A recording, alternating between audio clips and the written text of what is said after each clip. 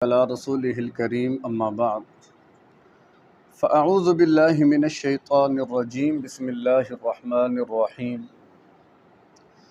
الذین جو لوگ ینقضون توڑتے ہیں عہد اللہ کے عہد کو من بعد میثاقہ اس کو مضبوط کرنے کے بعد ویقطعون اور توڑتے ہیں ما اس چیز کو امر اللہ بہ کہ جس کے بارے میں اللہ نے حکم دیا تھا ان یوصلا کہ اس کو جوڑنا ہے ویفسدون فی الارض اور فساد کرتے ہیں زمین میں اولئک هم الخاسرون وہی لوگ نقصان والے ہیں کیفا کس طرح تکفرون باللہ تم انکار کرتے ہو اللہ کا وکنتم امواتن حالانکہ تم بے جان تھے فاحیاکم اس نے تمہیں زندہ کیا ثم یمیتکم پھر تم کو موت دے گا ثم یحییکم پھر زندہ کرے گا تم کو ثم الیہ ترجعون پھر اسی کی طرف تم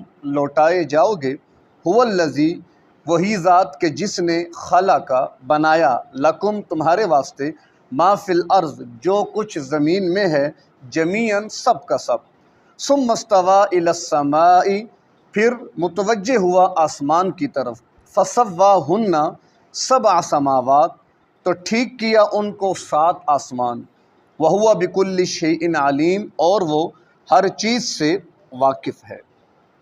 سورۃ البقرہ آیت نمبر 27، 28 اور 29۔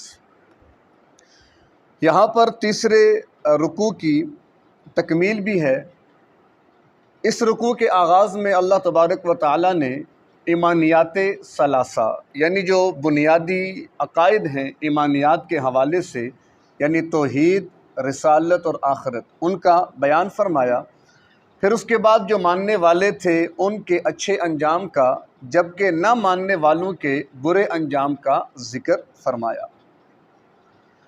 اور پھر گزشتہ درس میں مشرکین کی طرف سے ایک اعتراض کہ اللہ تبارک و تعالیٰ اتنی عظیم ذات ہے اور اس کی کتاب اتنی عظیم ہے تو اس میں یہ مکھی اور مچھروں کی اللہ مثالیں کیوں دے رہے، اس کی تفصیل بیان فرمائی تھی، اور آخر میں یہ بات ہوئی تھی کہ اللہ تبارک و تعالیٰ اس قرآن یا ان مثالوں کے ذریعے بہت سے لوگوں کو ہدایت دے دیتا ہے اور بہت سے لوگ اس سے گمراہ بھی ہو جاتے ہیں۔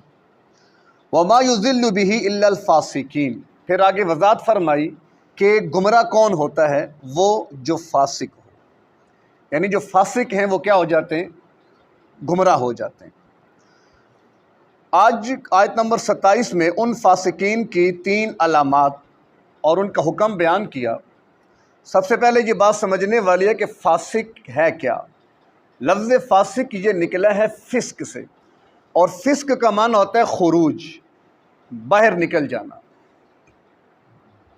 جیسے بیج جب زمین کو پھاڑ کر باہر نکل آتا ہے، ایسے کومپل کھلتی ہے تو کلی بنتی ہے تو آگے پھول نکل آتا ہے، تو ویسے لفظ فسق کا معنی ہوتا ہے خروج، باہر نکل جانا۔ اصطلاح شریعت کے اندر فسق کیا ہے، اللہ تبارک و تعالیٰ کی اطاعت سے نکل جانا، اللہ کی اتباع، اللہ کی فرما برداری سے نکل جانا۔ اب اس نکل جانے کی 2 صورتیں ہیں۔ ایک تو ہے کہ انسان بالکل اللہ کی ذات کا انکار کر دے، کفر کر دے، یعنی نہ مانے اللہ ہے یا نہیں ہے، بالکل وہ تو کفر ہے۔ البتہ ایک ہے عملی خروج، یعنی اللہ تبارک و تعالیٰ کی اتباع نہ کرنا، مانا تو ہے اللہ کو، اس پر ایمان تو لائے ہیں لیکن اللہ کے احکامات پورے نہیں کیے جا رہے۔ مثال کے طور پر نماز پڑھنی ہے، کوئی نماز نہیں پڑھتا، یہ بھی انکار ہے عملی طور پر، اور بھی اس طرح کے جتنے بھی شریعت کے احکامات ہیں تو ان کو پورا نہ کرنا یہ بھی گویا کہ انکار کے زمرے میں آتا ہے۔ تو وما یضل بہ الا الفاسقین، تو فرمایا کہ اس قرآن کے ذریعے اللہ تبارک و تعالیٰ جو فاسق ہوتے ہیں نا، فاسق، ان کو اللہ کیا کر دیتا ہے، گمراہ، یعنی جو اللہ کی اطاعت سے نکل گئے گویا کہ وہ گمراہی کا شکار ہو گئے۔ اب فاسق لوگ کون ہوتے ہیں؟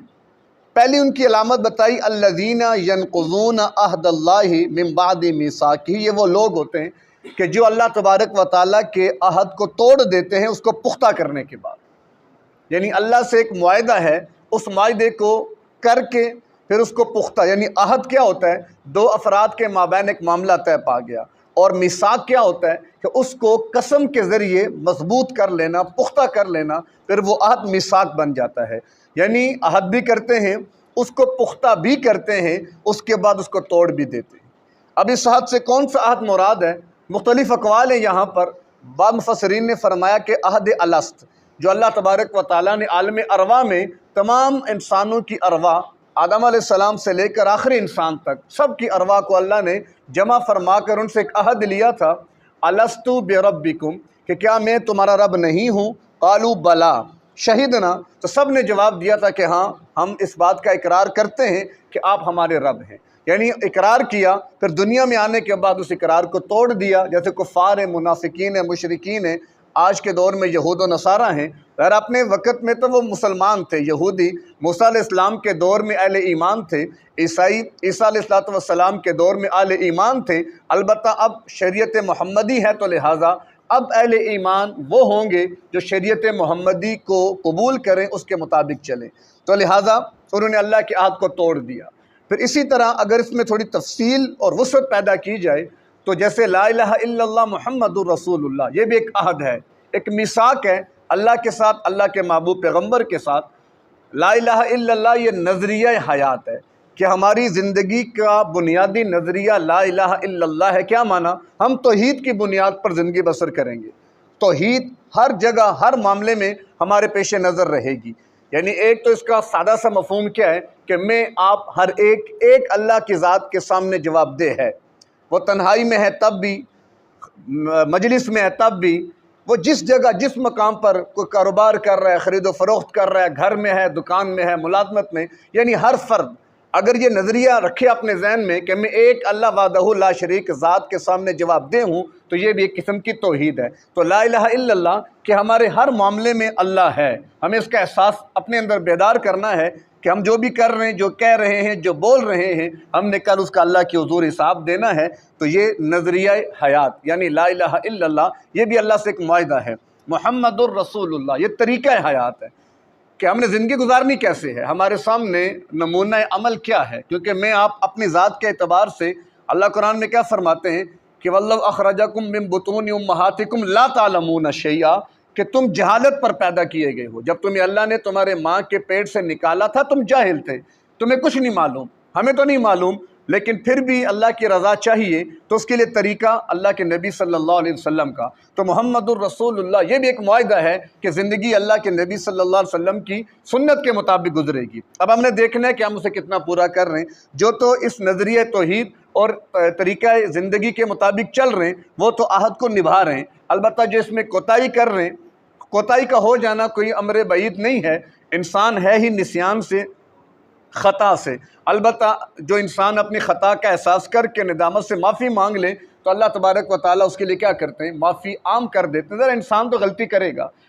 کل بھی ایک حدیث میں کہیں سن رہا تھا کہ غالباً ایک عورت جس سے بدکاری ہوئی اور اس سے بچہ بھی پیدا ہو گیا اور اس نے اس ندامت کو چھپانے کے لیے بچے کو بھی قتل کر دیا۔ غالباً حضرت ابو ہریرہ رضی اللہ عنہ سے اس کی ملاقات ہوئی اور کہا کہ میری بخشش ہو جائے گی۔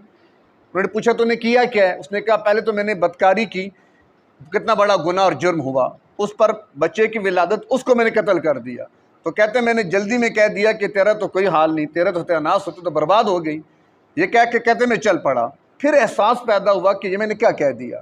فوراً پہنچے حضور صلی اللہ علیہ وسلم کی خدمت میں اور سارا واقعہ عرض کیا تو حضور نے فرمایا کہ ابو ہریرہ تم نے غلط بات کی، فوراً جاؤ اس کو تلاش کرو اور اس کو بتاؤ کہ اگر سچے دل سے توبہ کر لی جائے، ہاں شرک نہیں کیا، اگر شرک نہیں کیا، اگر توبہ کر لو تو اللہ تمہارے سارے گناہ معاف کر دے گا۔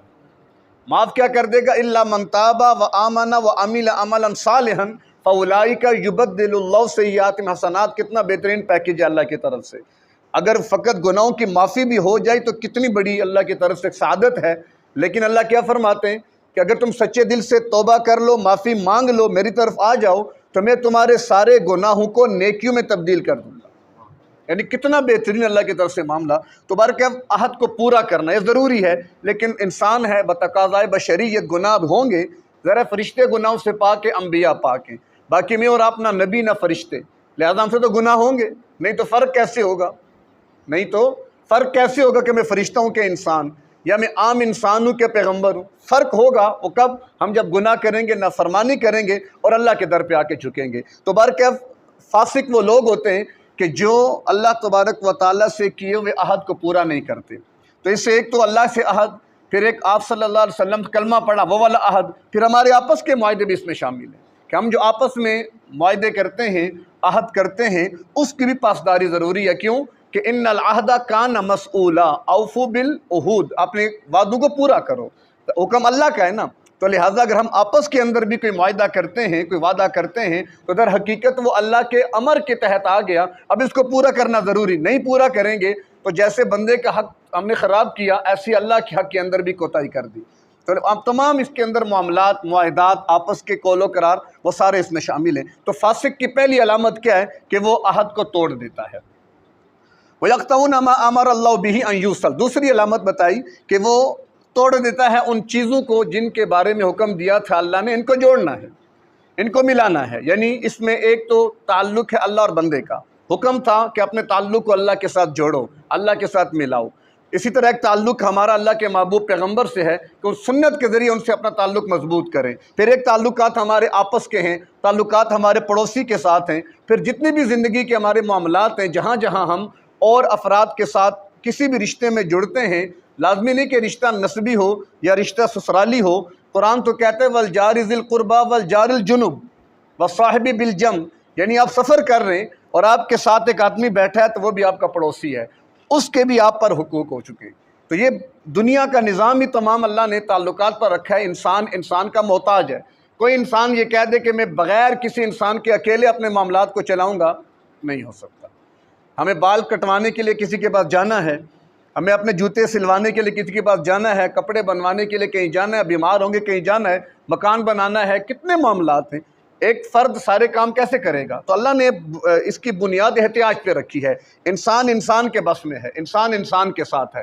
تو لہٰذا جب اس طرح کے معاملات ہیں تو اللہ فرماتے ہیں کہ اپنے تعلقات کو جوڑ کے رکھو، اپنے تعلقات کو ملا کے رکھو، دل تمہارے ملے ہوئے ہونے چاہیے، اچھا معاشرہ بنے گا نا۔ ہم اب چند افراد بیٹھے ہوئے ہیں، اگر ہمارے دل بھی مل جائیں آپس میں تو کتنی اچھی بات ہے، لیکن اکٹھے بیٹھے ہیں، دلوں میں نفرتیں ہیں، دلوں میں کدورتیں ہیں، بغض ہیں، عناد ہیں، تو پھر وہ تو کیا ہو گیا کہ یقطعون ما امر اللہ بہ ان یوصل کے زمرے میں آ گیا کہ حکم اللہ نے کیا دیا تھا، ان کے تعلقات، اب امام اور مقتدی کا تعلق ہے، مقتدیوں کا آپس کا تعلق ہے، تو وہ للہ فی اللہ ہونا چاہیے۔ اس میں کسی قسم کا ایسا معاملہ نہ ہو کہ جس کی بنیاد پر تعلق ٹوٹ جائے۔ تو یہ سارے تعلقات اس کے ذیل میں آتے ہیں، صلہ رحمی کرنا، دوستوں کے تعلقات، رشتہ داروں کے، تو ہر تعلق کی رعایت رکھنی ہے اگر رکھی جائے۔ اب ہمارے گھریلو نظام کیوں تباہ ہو چکا ہے؟ ہمارا خانگی زندگی کا معاملہ تباہی کی طرف جا رہا ہے۔ میں اپنے ہاں ایک نجی سا دارالفتہ آپ کہہ سکتے ہیں، ضمنی سا کہہ سکتے ہیں، ویسے ہی بس بیٹھا ہوں، ایک فرد واحد ہوں، میرے پاس آئے دن طلاق کے کیس آ رہے ہیں، آئے دن طلاق کے کیس آ رہے ہیں، 4-5 ابھی بھی پڑے ہوئے ہیں، اکثر میں بتاتا رہتا ہوں، آئے دن طلاق کے کیس آ جاتے ہیں۔ کیا وجہ ہے؟ یقطعون ما امر اللہ بہ ان یوصل، حقوق کی رعایت نہیں ہے، تعلقات میں پیار محبت نہیں ہے، اثار قربانی نہیں ہے، بدگمانیاں بہت زیادہ، حسد بہت زیادہ، ان چیزوں نے ان قریبی رشتوں کو بھی تباہ و برباد کر کے رکھ، گھریلو نظام ہمارے تباہ ہو چکے ہیں۔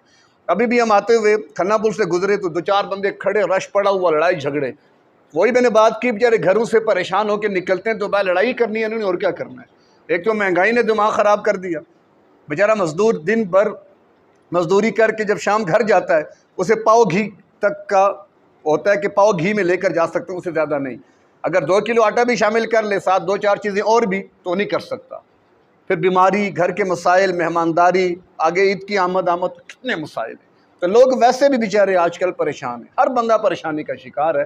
تو بڑا احتیاط سے چلنا ہے، ہر ایک کے حقوق کی رعایت کرنی ہے، اور یہ کوشش کرنی ہے کہ ہر ایک کے ساتھ اچھا سلوک ہو۔ عید کا موقع ہے، قرب و جوار میں نگاہ دوڑیں، اگر اللہ نے وسعت دے رکھی ہے تو کوئی غریب گھر ہے، اس کا اگر بچے ہیں، کپڑے ان کو لا کر اگر آپ دے سکتے ہیں تو دے دیں، سب سے بہترین صدقہ۔ لوگ کہتے ہیں جی ہمارے گھر مسائل ہیں، پریشانیاں ہیں، حضرت جی دعا فرمائیں، دعا کسی حضرت کے پاس جانے کی ضرورت نہیں ہے، کسی بیوہ کے سر پہ چادر دے دیں، کسی یتیم کو جا کے 2 جوڑے کپڑوں کے دے آئیں، کسی گھر میں راشن دیں، کسی کو کہنے کی ضرورت نہیں ہے، وہ ایسے دل سے دعائیں نکلیں گی کہ اللہ آپ کے سارے ہی گویا کے بیڑے پار کر دے گا۔ تو عید کا موقع بھی ہے تو اس کی بھی رعایت کیجیے۔ یہ بھی کس میں آتا ہے یقطعون ما امر اللہ بھی ان یوصل، یہ ان یوصل میں آتا ہے کہ صلہ رحمی کرو سب کے ساتھ، رعایت کرو سب کے حقوق کی۔